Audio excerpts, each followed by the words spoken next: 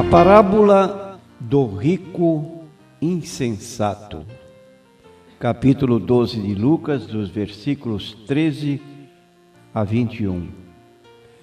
E disse-lhe um da multidão: Mestre, dize a meu irmão que reparta comigo a herança. Mas ele lhe disse: Homem, quem me pôs a mim por juízo repartidor entre vós? E disse-lhes: Acautelai-vos e guardai-vos da avareza, porque a vida de qualquer não consiste na abundância do que possui. E propôs-lhe uma parábola, dizendo: A herdade de um homem rico tinha produzido com abundância, e ele arrazoava consigo mesmo, dizendo: Que farei? Não tenho onde recolher os meus frutos. E disse: Farei isto: derrubarei os meus celeiros e edificarei outros maiores, e ali recolherei todas as minhas novidades e os meus bens, e direi à minha alma: Alma, tens em depósito muitos bens para muitos anos, descansa, come, bebe e folga. Mas Deus lhe disse: Louco, esta noite te pedirão a tua alma, e o que tens preparado, para quem será? Assim é aquele que para si ajunta tesouros e não é rico para com Deus. E disse aos seus discípulos: Portanto vos digo, não estejais apreensivos pela vossa vida sobre o que comereis, nem pelo corpo sobre o que vestireis, mais é a vida do que o sustento e o corpo mais do que as vestes. Considerai os corvos que nem semeiam nem cegam, nem têm despensa nem celeiro, e Deus os alimenta. Quanto mais valeis vós do que as aves? E qual de vós, sendo solícito, pode acrescentar um côvado da sua estatura? Pois se nem ainda podeis as coisas mínimas, por que estáis ansiosos pelas outras?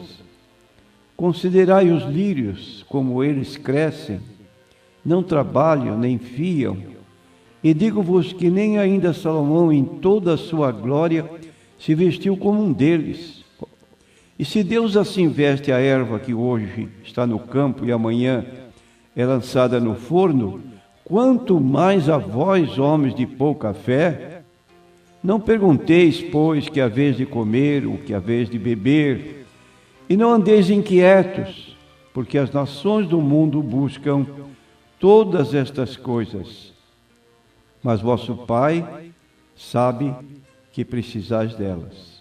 Buscai antes o reino de Deus, e todas estas coisas vos serão acrescentadas. Prezados ouvintes, esta parábola contada pelo Senhor Jesus Cristo, queremos nela destacar três coisas. Primeira, esse homem rico era um insensato. Não era uma vida de sucesso. Segundo, ele era um servo e não um dono ou mestre do que possuía. E terceiro, era um homem pobre, não rico. Parece difícil aceitar isso dentro do que a parábola transmite.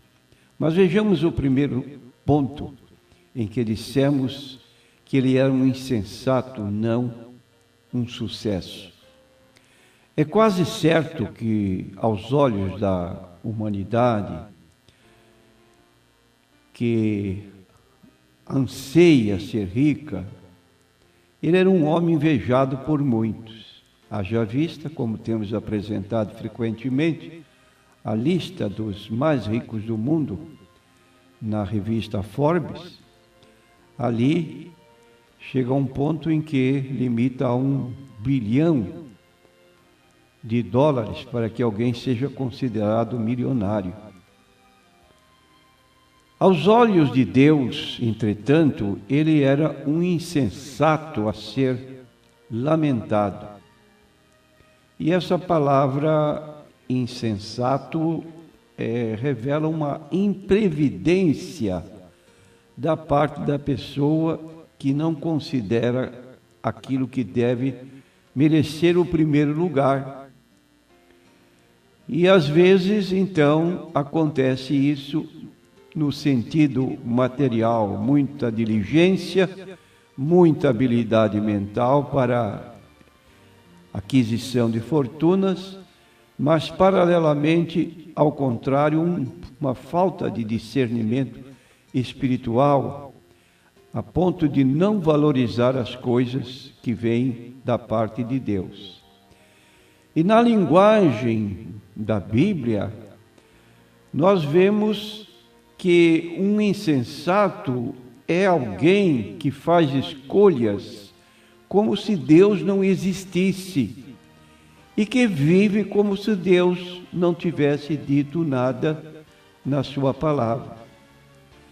Por isso que no Salmo 14, versículo 1, diz: disse o nécio, o insensato no seu coração, não há Deus. Porque há pessoas, apesar de admitirem, de crerem na existência de Deus, não permitem que Deus interfira nas suas vidas. Ouvimos nessa parábola que acabei de ler, 11 vezes as palavras eu e meu. O homem falando nesta parábola, o homem rico sempre usava a primeira pessoa do singular, eu e meu. Para todos os efeitos, então, é como se ele não considerasse jamais que Deus existisse no sentido de interferir na sua vida. O apóstolo Paulo usa uma palavra no capítulo 1 da sua carta aos Romanos, dizendo que todos os seres humanos são indesculpáveis, inexcusáveis. Por que ele usa essa expressão? Porque, embora a manifestação da glória de Deus na obra da criação, como diz o Salmo 19, versículo 1, os céus manifestam a glória de Deus e o firmamento anuncia as obras de Deus, nós encontramos pessoas que ainda têm a petulância, a insensatez de dizer: não creio na existência de Deus.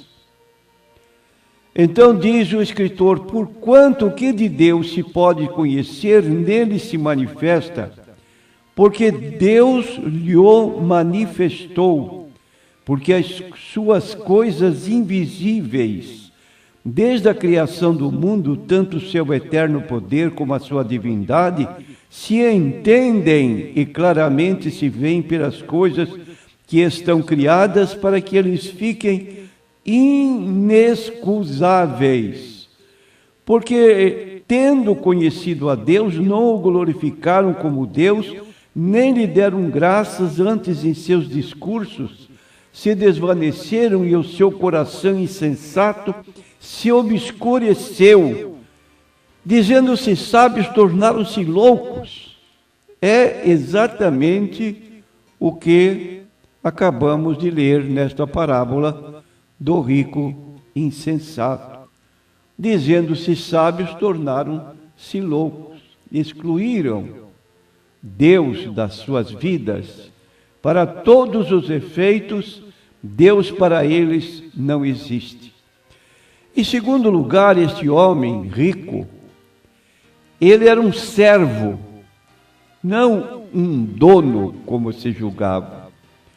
O homem rico estava convencido de que ele tinha o controle da sua vida e que a riqueza lhe dava este controle. Mas as palavras que Deus falou o deixaram plenamente consciente de que ele não tinha poder sobre a sua própria vida, sobre a sua própria existência. Imagine as palavras: nesta noite Deus pedirá a tua alma. a tua vida será exigida. E essa palavra, exigida, era um termo comercial usado como um empréstimo. E nesta hora, então, ele descobriu uma verdade que todos aprendem mais cedo ou mais tarde. Deus é o dono da vida e Ele empresta a nossa existência para nós. Jó reconheceu isso na sua vida. Ele foi assolado por um problema seríssimo. Perdeu toda a sua fazenda de uma só vez e ainda 10 filhos foram mortos quando a casa onde estavam desabou. Diante daquela tragédia, ele pacientemente dobrou seus joelhos e disse na sua oração: Deus me deu, Deus me tirou, bendito seja o nome do Senhor. A qualquer hora, Deus pode exigir aquilo que nos emprestou. E num momento, bumba, acabou tudo como uma bola de mascar. Então Deus pronunciou a sua sentença não somente na vida do rico insensato, mas o faz em toda a vida que está baseada na cobiça. Insensato, esta noite a tua vida te será exigida. Quem ficará com o que você preparou? Ninguém pensa nisso, mas a Bíblia fala nisso no livro de Eclesiastes, no capítulo 2, nós vamos encontrar no versículo 18 e 19 já esta pergunta tão inquietante. Também eu odiei todo o meu trabalho que realizei debaixo do sol, visto que eu havia de deixá-lo ao homem que viesse depois de mim. E quem sabe se será sábio ou não.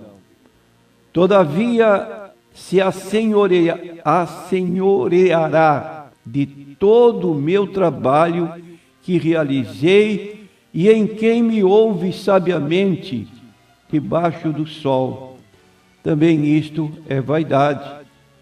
Salomão está dizendo que nós vamos deixar aquilo que acumulamos e às vezes com uma inquietação como aqui deste homem, que chegou o tempo quando ele pensava que podia dizer: agora minha alma tens em depósito muitos bens para muitos anos, descansa, come, bebe, folga, mas ouviu o imprevisto.